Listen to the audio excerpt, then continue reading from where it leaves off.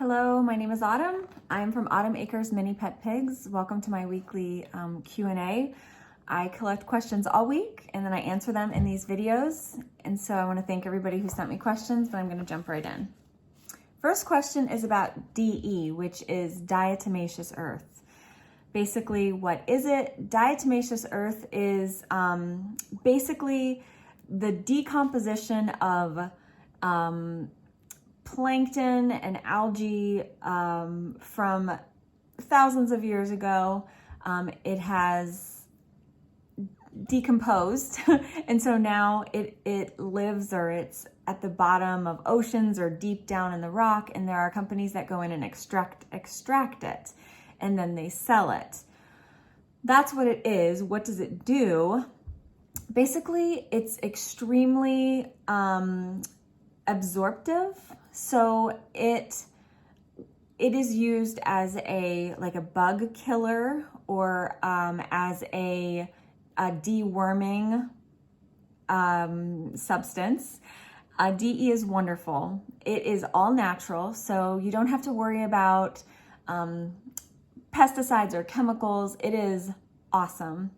We use it all the time. We use it with all of our animals. So what I do is I actually, first of all, I put it on the coats of all my animals. I just get some on my hands and I just rub it in their coat. If one of our animals gets a tick, I put a little bit on the tick releases, it comes out, and then it just immediately dies.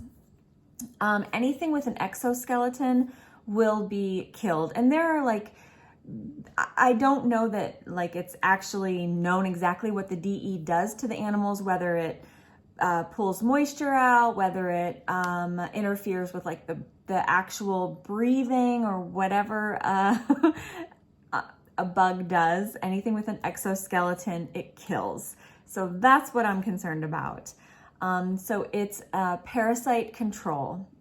You can use it anywhere. You can use it in your yard, you can use it in your garden, you can use it on your animals. I use it in all my animals' bedding. Whenever we change bedding, we sprinkle some DE, we fluff it up, we're good. And here we've had a couple ticks on our cat and our dog, but other than that, we've never had fleas, we've never had lice, we've never had an infestation of ticks, nothing like that. DE really does the job. So it works on external parasites, but it also works on internal parasites. So what I do is when we fill up our big containers with our feed of any of our animals, we have cows, we have pigs, we have cats, we have dogs, we have chickens. No matter what animal feed we're filling up our bin, we put about a cup or two of DE and we mix it in. Sorry for that. Got a phone call and someone knocked on the door. Okay, so DE I also use for internal parasites. I put it in all of our animals' food, and I don't really measure it. I just mix it in and then we pull it out. But I would say if you just have one animal, just a half a teaspoon or even a quarter of a teaspoon in their food every day works amazingly. I even use it for myself to cleanse any internal parasites twice a year. So anyways, the only thing that you do have to be careful about DE is it's extremely fine powder. So obviously you don't want to breathe that in. When I put it on my animals' coats, we do it outside in the open air, and I wear a mask so that I don't breathe it in, and I try to make sure their head is upwind so that it blows back. Other than that, I'm really careful about breathing it in, but it's wonderful stuff. Okay, I think I answered all those questions. Next question, what can you do to help a cracked hoof? And yeah, that's really common. Cracked hooves are common. So what I do for my pigs is, number one, I give my pigs a fish oil supplement. And what that does is it helps with their coat. It helps their skin not to be as dry, but it also helps with their hooves as well. A lot of people might give a vitamin E supplement. So that's something you can do on the inside to help kind of prevent it. But once your pig has a cracked hoof, that's not going to heal it. So what you're gonna need to do is you're gonna need to put something on it. A cracked hoof is it can be, not always, but it can be very painful for a pig. So I would say just be careful with it. Maybe keep them, like if you're going for a lot of walks on concrete, maybe skip that for a while till it heals up a little bit. But we actually have a hoof cream that we got from Oink Box. So that's what I use. And I looked at the ingredients a couple weeks ago, and I know that it has like vitamin E in it, all those kinds of things that are good for healing. So, and I know that if you look online, you can buy like a pig hoof supplement, but it's as simple as putting some vitamin E on it. So get the tablets, crack them open, put some vitamin E on it until it can heal up a little bit. Next question, can I use gravel in my pig's outside area?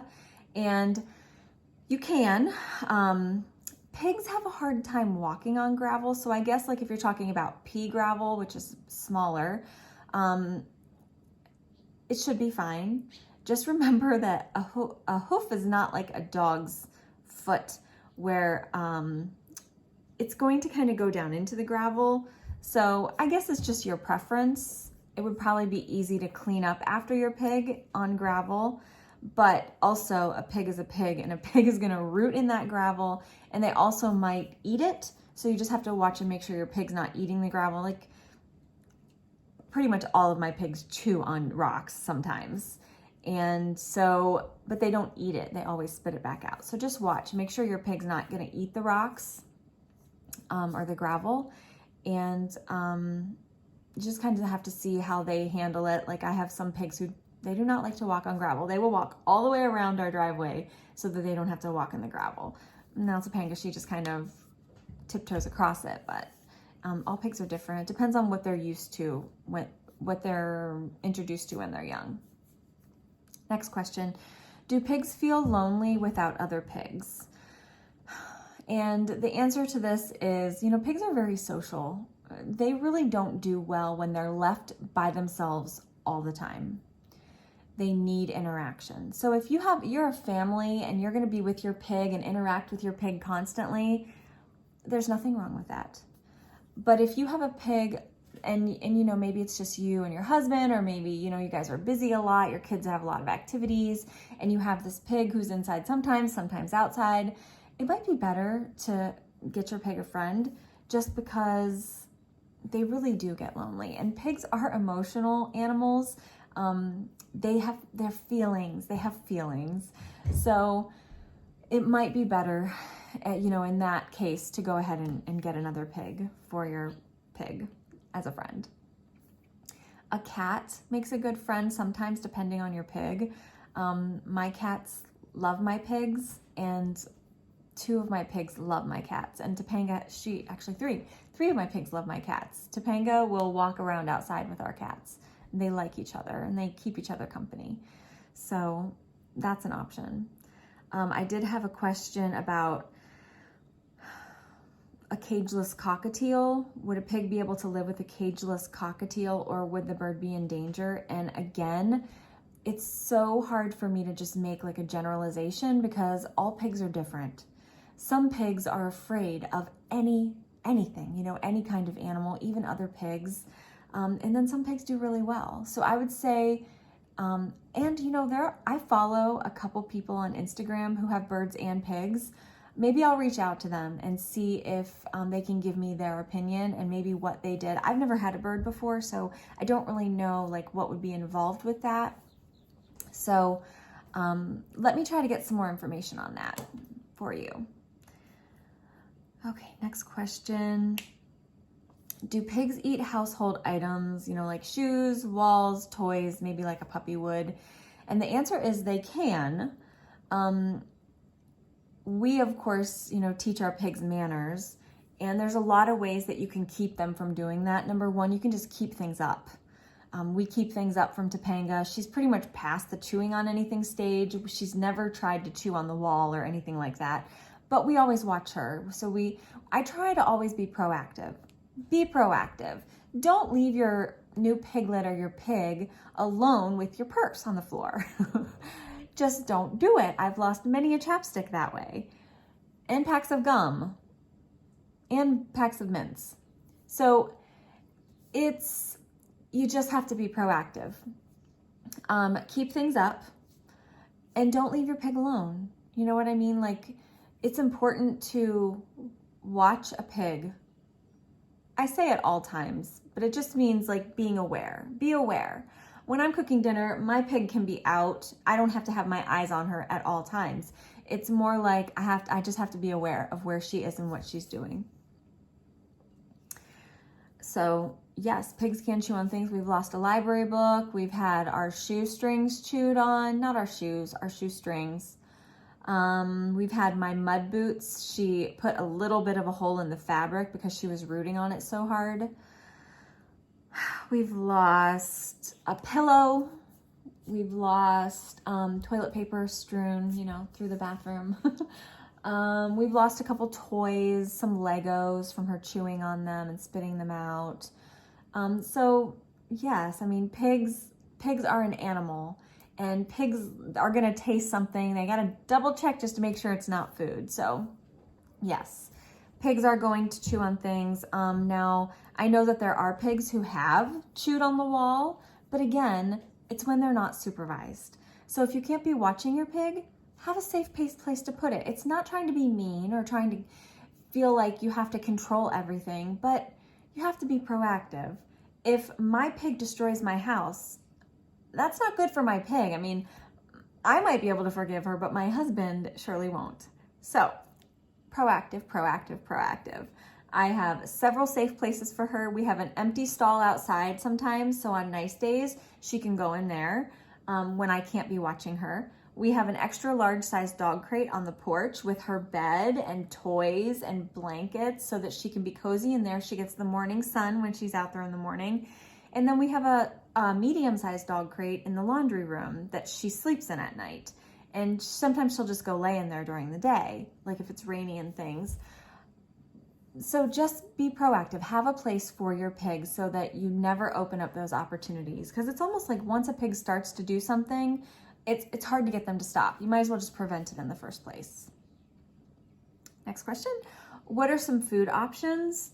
There are lots of really decent food options for pigs, depending on, what you prefer. For those who prefer like an organic diet, there are some really, really good foods. For those of you who just want to feed, there are also some really good options. So I will tell you what I use. I use Purina Pig and Sow. Yes, it is a pig food. It is a hog food, but a pig is a pig. And so what I do is I just do a small amount. It's not a grower. It's not a finisher. It's just a pig food. It has all the nutrients, the proteins, the macronutrients that a pig needs. So I don't really have to supplement with very many other things. I like it. It's been really good for their piggy rust. That's a question I get every time I say it. Like, what's piggy rust? Piggy rust is that orange buildup that's like in the creases under their arms, on their belly, and their mohawk, sometimes on their face. It's like that orangey, waxy substance. And basically it's just like build up from their skin, their oils, that kind of a thing, maybe some dirt. So it's nothing scary, but I've noticed that some foods cause that piggy rust to be worse than others. And I hate to throw names out there, but Missouri is one that I really don't care for.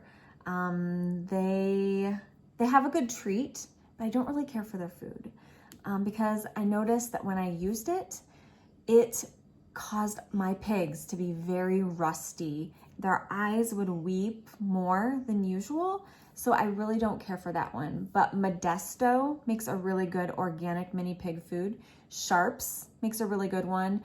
Scratch and Peck. I've never used that one, but I've heard other people talk about it and they really love it. Oink Box, I believe, makes a really good mini pig food. That's all I can think of off the top of my head. Those are the ones I really like. I feed Purina.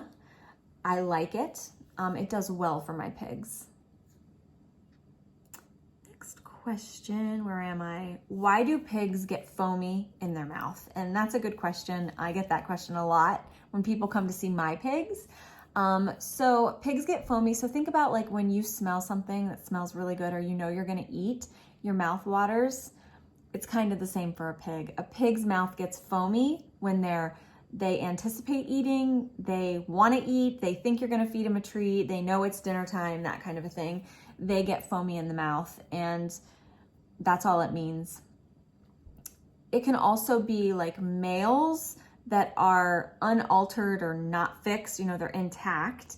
They tend to get, extra foamy around the mouth. And that's just like a hormonal thing, just part of them. Now, when you have a piglet, a male that is fixed, he does not get foamy like that. So it's a hormonal thing. But it's nothing to worry about. You're not doing anything wrong. It's just how pigs are. Next question, do pigs like to swim? Yes and no. A lot of times, pigs are afraid of everything. They have to be taught that things are safe, and swimming is just the same. Of course, you never just want to throw a pig in a pool. Never do that, because that pig will never willingly get in that pool or get in that body of water. You have to make it a good experience. You have to make it happy and feed treats and make it something that is not scary.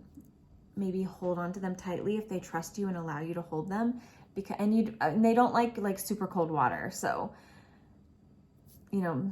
pigs are a little bit picky in that area. But if you start out when a pig is young, the chances of them enjoying swimming are much higher. Is it normal for pigs to twitch in their sleep? Oh yes, absolutely. All my pigs twitch. They all twitch. And I don't know why, but they flick their tail sometimes too. And it could just be like an instinctual thing because they're, outside they get a lot of bugs. But yes, it is very normal for them to twitch. My pig has dirty eyes. Am I doing something wrong? No, you're not. You're not doing anything wrong. Remember when I was talking about food, like different kinds of food can make piggy rust worse? And it's the same with like the running of the eyes. So pigs' eyes weep, okay? They weep. Now think about a pig in a normal pig environment would be like in a dusty barn or even in the woods where it's dusty and dirty. So that's a protection, mechanism for their eyes. They weep. They keep all the dirt out of their eyes. Now, when you bring a pig in the house, their eyes don't weep as much. At least most don't. I should say in my experience. In my experience, their eyes don't weep that much. They do a little bit, but not too badly. That's when it's nice to have a pig that has a dark face because you don't see the weeping as much. A total perk for sure. So think about the kind of food that you're feeding them.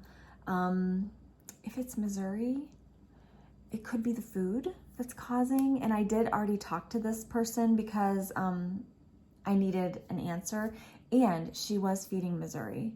So she recently switched, so I told her to give it a few weeks and see how it does. So hopefully she'll keep us posted. Okay, next question. I think that's all. I have one more. And this question I do get sometimes, and it is a question, it's a personal question.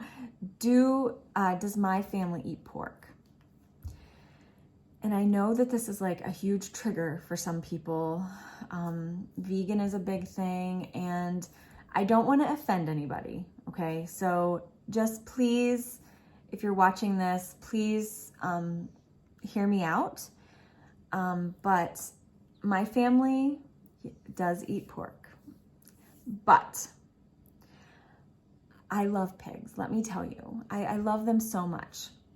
So I'm very careful about the kind of pork that I buy. I do not buy commercially raised pork because those pigs are in cramped spaces on concrete in fluorescent lighting where they are not given any time, attention, or love. Disgust me. Absolutely disgust me. I do not buy any of that kind of pork, ever. Even like when we go out, I always ask if they have pork that is like farm raised, and we try to eat like a lot of local places, places that have local produce and meat, and those are the places that generally I will buy pork at. Bacon, sausage, that kind of a thing. Now, in the grocery store, again, you know, I'm really careful about what I buy. I only buy certain kinds from certain companies that I've researched, that I know that these pigs were able to be outside in the sunshine, in the heat. You know, there weren't 500,000 of them. They keep them in smaller herds. I would rather buy that pork. We don't eat a lot of pork. We eat very little pork, actually, but we do buy bacon sometimes. And if I'm gonna buy bacon, that's the kind of bacon I'm gonna buy. I have no desire to eat pigs that were mistreated, that were beaten. No, if we're going to raise an animal as food, which I personally feel that that's okay, you better give that animal some respect. You better show it some love, and you better let it have a good life, growing up outside in nature where they were meant to be. That is exactly how I feel. And I understand that it's everyone's choice to make if they're going to eat meat or not. Your choice. So please don't attack me for my choice. I'm very careful. We buy our meat locally. We do not buy commercially raised meat. Fish is the only thing that I buy that is, and I don't buy farm raised. I always buy fresh caught. So I want to thank everybody for their questions. And if you have a question for me, feel free to email me, autumnacresminipetpigs@gmail.com. You can also find me on Instagram and Facebook, or you can put it in the comments of this video and I will put it on my video for next week. Thanks, guys. Have a great day.